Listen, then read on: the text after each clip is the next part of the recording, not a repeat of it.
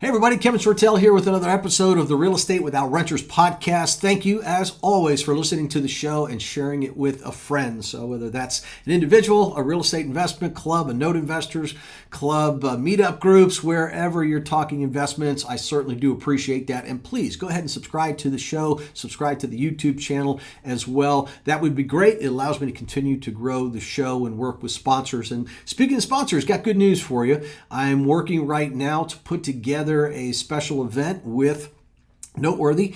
You've heard me mention Noteworthy on the show many times. Longtime sponsor of mine.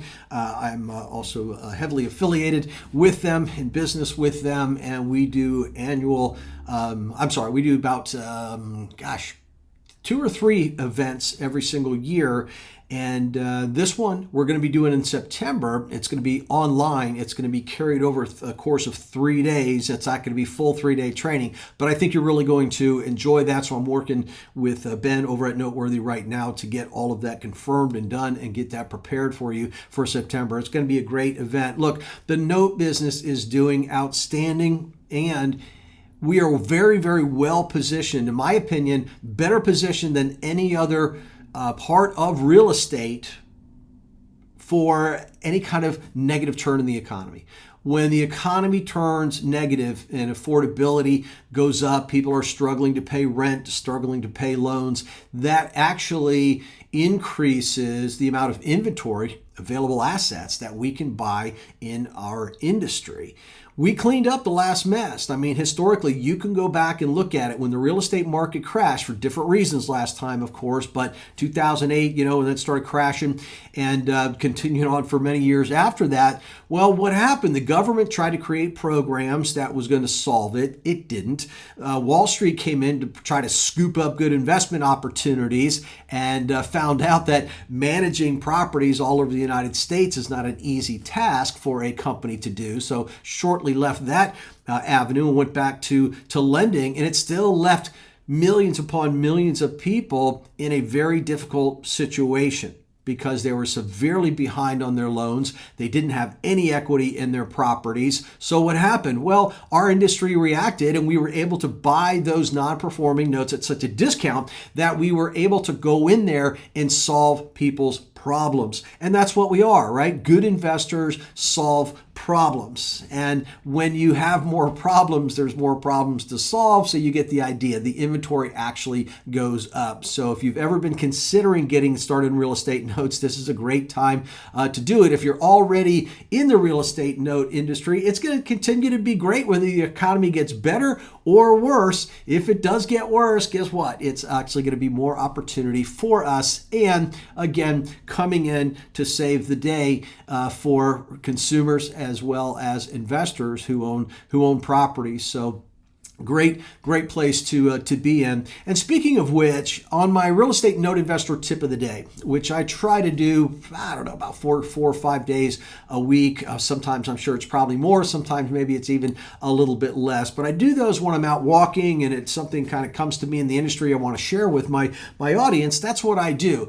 Many times it's triggered by conversations that I've had by Zoom on one-on-one appointments with my clients, right? So I offer consulting services, education services, and I have many clients and I work with on a regular basis. And we'll look at a case study, or we'll go through an opportunity or two, or we'll have a good conversation, and it leads me to think about those things when I'm out walking and putting together those real estate note investor tip of the day. And by the way, if you're listening to the podcast, those tip of the days are available on YouTube, as is the video portion of this podcast. They're also a video on LinkedIn, Twitter, and Facebook. So you can find those there. Just look me up, and you will find those tip of the days. And I think they're really good. And I've been doing it now for close to 2 years. So I've got a lot of good content in those. And one of the things that resonated the other day, and I received a couple emails on it. I received a couple things through the various social media I just mentioned, where I did a tip of the day and I was talking about investor confidence. And that's so important to have, because investor confidence enables you to move quickly on investment opportunities, to retreat on investment opportunities. If things aren't right, it allows you to make quicker decisions if you're in an investment, whether to make some changes, make some collections, make a move, make a foreclosure action, make a resolution, do a loan modification. All these things come with confidence. And when you have confidence as an investor, especially in this industry, you control so many things that you can limit your risk and maximize your returns. And you hear me saying those things all the time, and it comes from that. It's investors' confidence. The challenge, though, with investor confidence, and again, whether you're investing in the stock market, traditional real estate notes, you can just anything really. When you have the confidence to do things, it makes a world of difference. But where does that investor confidence come from? Well, the reality is I broke it down into two parts on my tip of the day. The first one's education. The more knowledgeable you are of an industry, what can go right, what can go wrong, that builds up all of that confidence. You start to understand what you're capable of. You can work within your skill set. You understand that there's risk that may be out of your control. There's risk that you are able to control. You can change your reward. How do you negotiate better? All of this comes from education. But education alone, and I'm talking video, I'm talking reading, I'm talking listening, any kind of education that you're getting, I'm telling you, you can't complete your education until you actually do the investment. And I tell my clients this all the time, and I tell every audience this all the time. I believe I'm the best instructor in this industry. Period. I've trained more people in the industry than anybody else. I've been teaching this longer than anybody else in the industry. And I have created some of the top investors today in this industry. Some of these investors have gone in to create products like PaperStack. Some of these investors went on and created things like note rules. There's all kinds of things that they have done because of the education that they have received from me, and by extension, by the way, the continuing education that they have received from me. But all of those people and all of my audiences always know that I say you still have to complete your education by actually doing an investment, going through that process. Look, when you're learning this, you can learn this industry quite a bit and use all kinds of case studies. I love teaching by case studies. People resonate with stories. You know, it makes sense to them. That's how education has been passed on for eons, right? It's a part of who we are as human beings to learn by stories. So part of the way I teach this, and others have copied and others do the same thing, right? They teach by case studies and they show how things are done. And it's super simple to sit back and listen or to watch and go, oh, this is easy. This is great. I could just invest the $30,000. I check a couple of ratios. I do this. I'm in. And in a way, you're right. However, you're doing it hypothetically. And the big difference is when you have to actually send that $30,000 to buy that investment, then everything becomes real. Then all of a sudden, all those fears, which is lack of confidence, all those fears start to come in. Did I miss anything? Am I doing the right thing? Is this right? What about that payment history? Did I see this document? Was it recorded properly? All these things start to come in. What if I lose? What if the economy changes? You know, all these things start to come into play. And that's where some people they just get to a point they can't pull the trigger. They're educated enough, but they just can't complete a transaction because they don't have the full part of the confidence yet. So what's the other part of the confidence? It's experience. Right? The more you do something, the more you do anything, the easier it becomes because you simply learn it. Part of it becomes muscle memory. Part of it you just automatically configure. I mean, think about driving. When you first started learning driving, hey, you went to driving school maybe and you learned about driving. Big difference when you have to get in that car and drive. Right? And you have to have build up your confidence. Well, how do you do that? You actually have to drive the car. Now, do you want to drive that car yourself? Is that typically how a parent would do that? Think about this when your kids get old enough. Mine are older now, but I remember this with my son. I bought him a car at 15. I know kids today are waiting until they're 17, 18. We couldn't wait to get a car, and my son was amongst those. So my son got a vehicle when he was 15, and it was a stick shift. Okay, that's another thing that most young people cannot drive. I loved it because he's kind of a car guy and he wanted to have a stick shift. And I was like, great, your friends won't be taking the car because they don't know how to drive this. You won't be on your cell phone because you have to drive a stick shift vehicle, right? So all these compelling reasons. Anyway, I get him the vehicle, and what does a smart parent do? I'm going to give some guidance to let him build up his confidence in driving. So I'm teaching him at first. He's sitting in the passenger side and I'm educating him. Here's what you do, and the gas and the clutch and the brake and the shifting and the checking of mirrors, all those sorts of things I let him watch me do. And that's a part of the teaching and a part of the education. But again, I'm not the kind of parent, and I don't think anybody listening to this would be, to say, okay, you saw me do it. I pointed out everything you need to know. Here's the keys. Go have fun. Doesn't work that way. Why? Because he doesn't have the experience. And if he doesn't have the experience, all the education in the world is not going to save him from a bad experience, right? So what did I do? I got into the passenger seat, he's in the driver's seat, and I've got my hand on the emergency brake, right? So I tell him again, I'm coaching him through, right? So start to push the gas, start to come off of the clutch a little bit. All right, stop. You feel that? Do you feel how it's starting to move? You see where that framework is? That's where you want to work with the clutch and the gas and be able to shift gears. And where do we go? We went to a big empty parking lot so he wouldn't get into a situation where we couldn't stop quick enough to prevent an accident. Right? This all makes so much sense when you think about it this way. So here's the thing. I sat next to him and I coached him. I guided him. I mentored him, if you will, on driving the vehicle. And it makes sense. Start, stop. Great. You're done for the day. Moving on. Okay. You're still not driving by yourself. We had to go through multiple times until he and I were confident enough to actually go on the roads, because that's a different experience than the parking lot. The parking lot got him the confidence level. The education got him to the experience level enough where he could go through the parking lot. Now we have to go out on the roadway. And the roadway, of course, led to highways. So it was an experience, and I was acting as his coach or mentor the whole time until what? Until there was enough confidence in both him and I that he could take the car out on his own. Is there still inherent risk in him taking the car out on his own? Of course.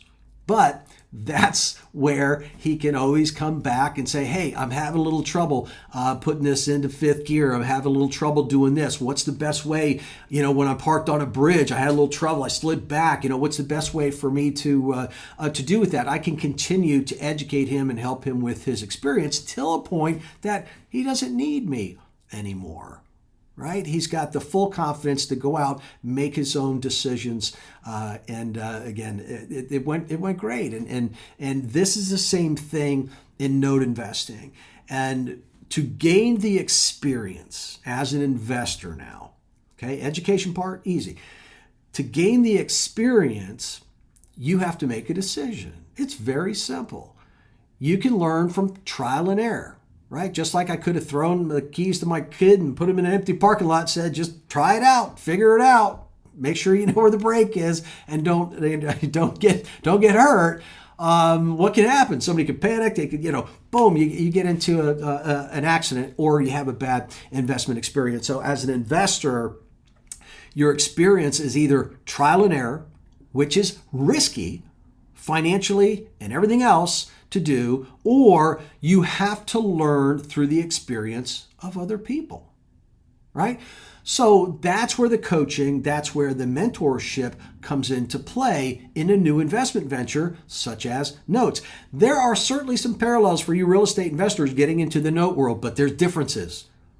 There's differences. I'm telling you right now, I've seen real estate investors, traditional real estate investors come into the note business brimming with confidence, thinking, well, I bought so many properties, hundreds of properties, this will be easy. And they just run out and do it on their own. And they go, wow, didn't see that happening. Didn't understand that. Yeah, you didn't have the experience in this niche. So the experience, again, either trial and error, which is going to be expensive, or you get yourself a coach or mentor.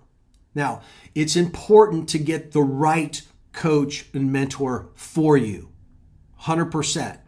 I had an email from somebody the other day, and I think I mentioned this on my tip of the day. Email comes in and says, hey, I've listened to your podcast. I've seen some of the things you're doing. We need to meet. Is there a way that we can get together on a conversation? I said, absolutely. And I sent him a free link and said, schedule a call. Let's talk. And he shared a little bit about his story. He had invested in somebody with some experience, or he thought. He bought him into a program. This person was going to help him. And he found out shortly in that this person really didn't have the full experience level that he was led to believe. Okay. Now, I wasn't there. I don't know how the whole thing worked, but I can only tell you through the email, this person didn't know enough to teach this person the right way, and it cost them a lot of money. Okay, I won't go into how much money, but it's a substantial amount of money that it cost them. Now, thankfully, the person who sent me this email was sharp enough to recognize early on, I got the wrong person helping me here. I get into a bunch of these bad deals. I got to really figure out a way to get out of these things, and it looks like things may work out. But he also reached out to me because of the experience level that I have.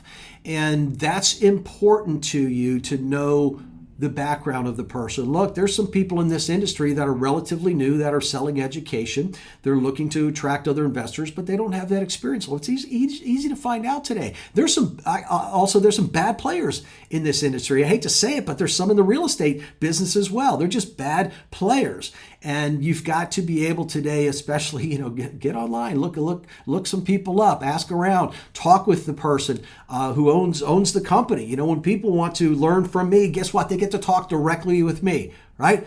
I'll send you an email and we can have a conversation. Not all companies do that, and there's something to that. But do your own research on who that experience should be. But bottom line, that's what it comes down to: the education that you get and the experience. And hopefully what you will find is the right person to work with, gain that experience without getting hurt, right? You want somebody that can really be there to help you through that whole experience. And that confidence then enables you to start to look at all of the inventory in the industry. Okay, there's inventory that comes to us from known sources, if you will, that are traded on platforms. There's inventory that comes to us from known sources through what they call tapes, which are just spreadsheets of assets. But there's various ways to buy in the industry. Sometimes sellers set a price. Sometimes they do an open bid situation. Sometimes they do a blind bid with a deadline. There's all kinds of different ways. And again, you have to understand the various ways and who the sellers are in the industry that you're dealing with. But you also can deal with individual so-called mom and pop investors, which might be local real estate investors that are creating notes. And in reality, that's where I started. The first notes that I ever got involved in were all so-called mom and pop notes. Why? Because that's where the inventory was. Banks weren't selling notes, right? Individual people were selling notes. The people that I originally got involved in the note business were people that were coming up through the inflationary days of the Carter administration, where mortgages were 18 to 19%. I mean, right now, as I'm recording this, I think they're about 7.5%. Imagine 18, 19%. And you have people who are trying to sell their homes and no buyers. Why? Because everybody's like, hey, I'm not going to get an 18% mortgage for 30 years. There's no way I would do that. So what did homeowners do? They said, you don't have to go to a bank. I'll finance it for you. And I'll do it at 9%. I'll do it at 8%, which was a huge bargain. So a lot of people started seller financing their properties, not necessarily because they wanted to, but they had to sell their property. So what we did was find those people and see if they wanted to sell their note. So we weren't buying from an institution. We weren't buying from a sophisticated syndication of some kind. We weren't buying from a professional real estate note investor or seller. We were buying from an individual or an investor who may have only done that one note in their life, or maybe done a couple of notes. So I've got a good example that I'm going to show you here of those types of notes, which are different than the ones that you're typically going to see on trading platforms. Every note has things that work towards the value and work against the value. This is a part of the education and experience level that you need to know. So as a smart investor, or as an investor with confidence, you learn how to weigh out the good and the bad of the note to see if it falls within your individual risk tolerance for both risk and reward. And that's what you do. And when it meets, you move forward. When it doesn't, you retreat. So let me show you an example of what I'm talking about. And this is a recent case study. In fact, as I'm recording this, I just finished putting this together. And it was a deal that we looked at.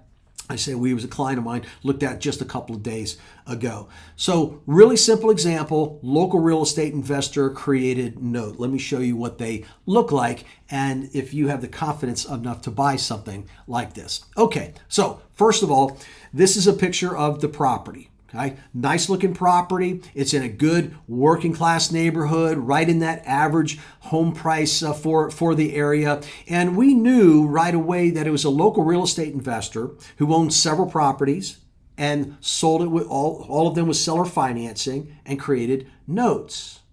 So this investor, local real estate investor in this area, buys properties and then turns around and sells them with seller financing, probably renovating the house in the meantime. That's the typical model for something like this. They buy a house, they renovate it, they add value to it, they sell it with seller financing to make it easier for more people to buy the property. Fantastic. And they get to create a note where they're not the landlord.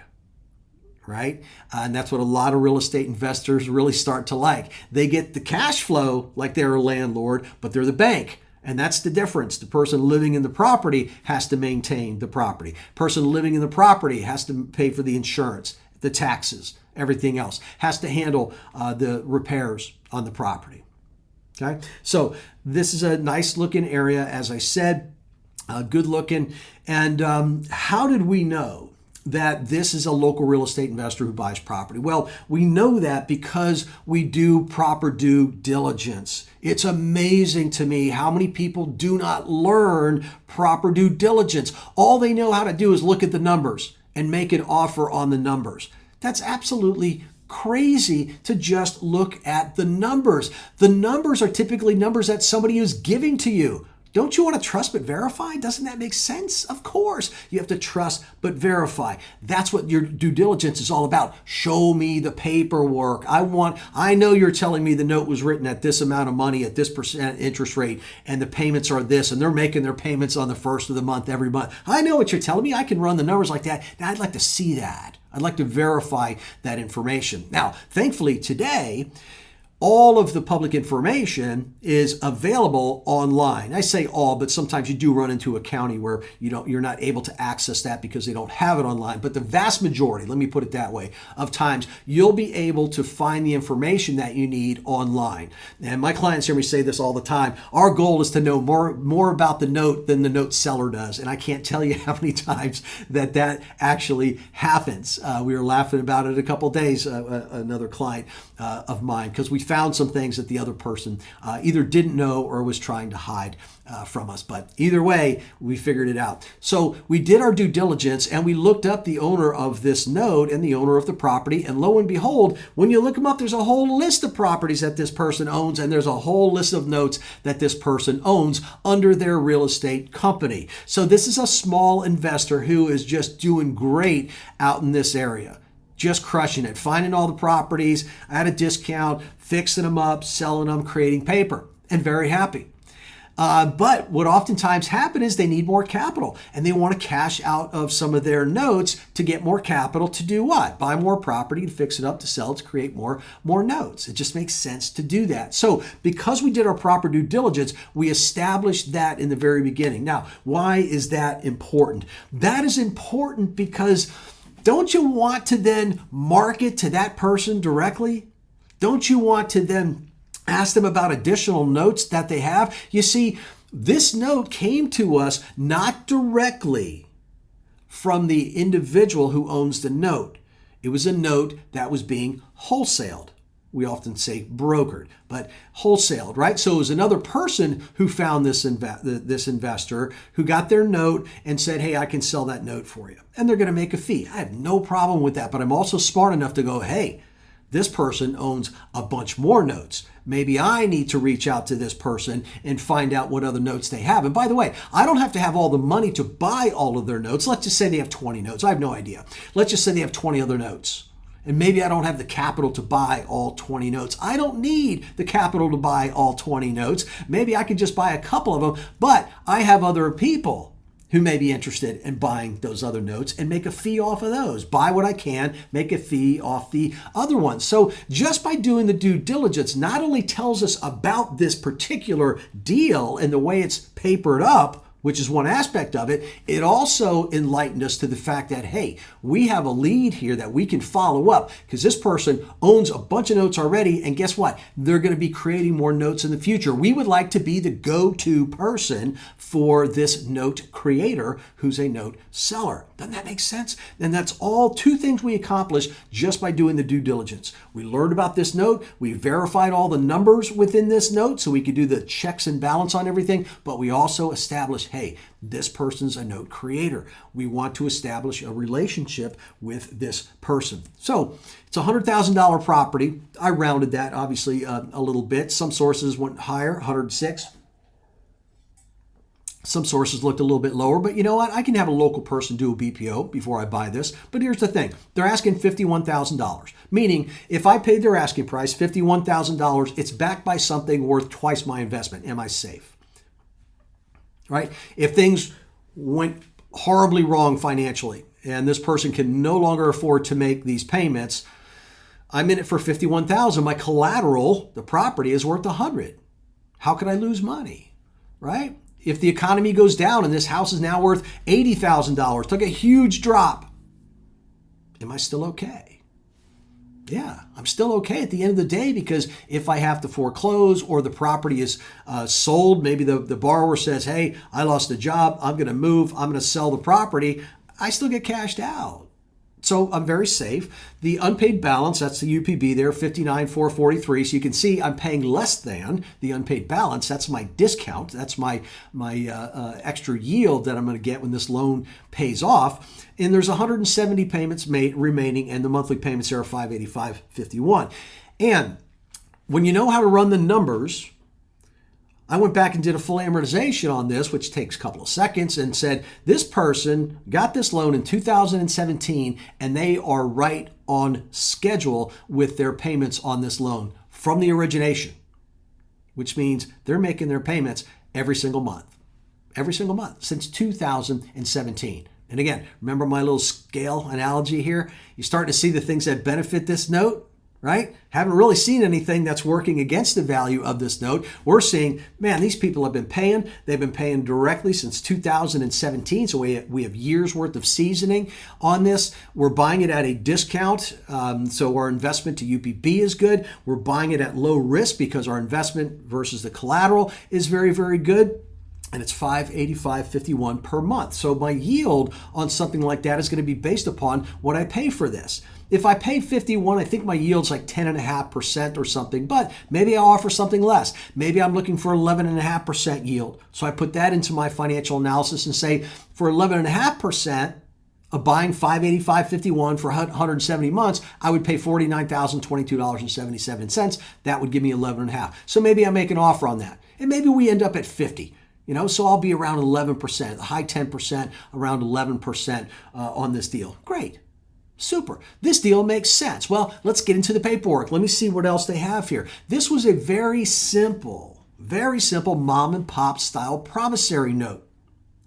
That's the whole note, everybody, that screenshot. That one document. The only thing underneath that I cut off are the signatures. That's the entire promissory note. Very simple, straight to the fact. Typical mom and pop. This didn't go through an attorney, all that sort of stuff, and they don't need to. Most of these promissory notes these days are just templates. It's very, very simple. But you can see 70 grand, 2017. I can see was 8%. I can see that the payments were $585.51. So I'm verifying all of that information. I look at the signatures on this. Great. Mom and pop note. Simple. Now, many people would be nervous if they didn't have the experience and say, well, that's it. There's nothing else here. They're missing this paragraph. They're missing that paragraph. And this note is totally fine. One of the early notes that I did, probably within the first 6 months of the business, when I first started, so 30-something years ago, first 6 months or so in the business, it was a handwritten note on spiral notebook paper. On this one, you can see that it was folded on the corner. I left that in on purpose. But on the one that I'm talking about, you could see the spirals right from where they copied it. And it was a handwritten promissory note. It had all the key ingredients. No problem at all. Now, probably wouldn't be your first note because you don't have enough experience to recognize this. And this may not be your first note either if you didn't have the experience or the guidance from somebody like myself. Though this is fine. This is all that you need. Let's now look at the security agreement that they have with it, though. All right. And this is a very simple bond for deed. Now, I blacked out some information that was, personal information and that sort of thing, names and numbers and such. So a bond for deed is very simple arrangement where, hey, I'll seller finance the property for you, but you're not going to get full title to the property until you pay me in full. Okay, so that's what a bond for deed relationship is. In fact, if you look down on that arrow, it says, after timely payments in full have been made for a set price, the grantor agrees to execute and deliver to the grantee a warranty deed to said property passed before the notary of grantee's selection and grantee's expense. So once you pay me in full, I'll deliver a warranty deed to you. Very simple arrangement.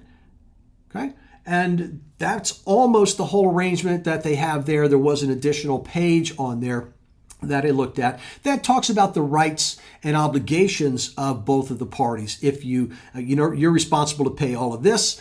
If you don't, as the note owner, I have the right to accelerate the loan. I have the right to foreclose upon the loan, that sort of thing. And it gave me nice information down here to verify the numbers that I was told about the loan. So I can go back again and check my math. Everything came out properly here, right? So great. That's what I'm buying. I'm buying the promise and I'm buying this bond for deed. That's it. I'm just taking over where this other real estate investor left off. So I start to collect now the payments now. The borrower is unaffected. The borrower is going to get a notification from my servicing company saying the note is no longer owned by Mr. Smith. It's been sold.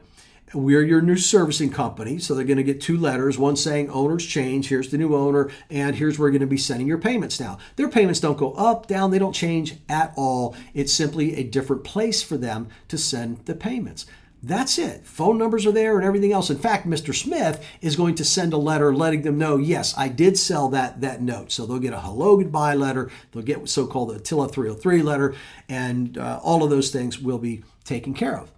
Okay, and I'll have this professionally serviced because this note was not professionally serviced. Okay, a lot of seller finance notes, mom and pop style notes, are not professionally serviced. They are self-serviced. Okay, now nothing wrong with self-servicing a note, but there can be inherent problems with self-servicing a note. Okay, I don't have time to go into all of those details, but it can be an issue. This one, for example, is being escrowed. Escrowed money is not your money. So if you're collecting payments from somebody, principal, interest, taxes, and insurance, principal and interest are yours, taxes and insurance are not yours. You are holding that on their behalf. That builds a whole another different relationship, technically separate checking account, that can be accounted for their money.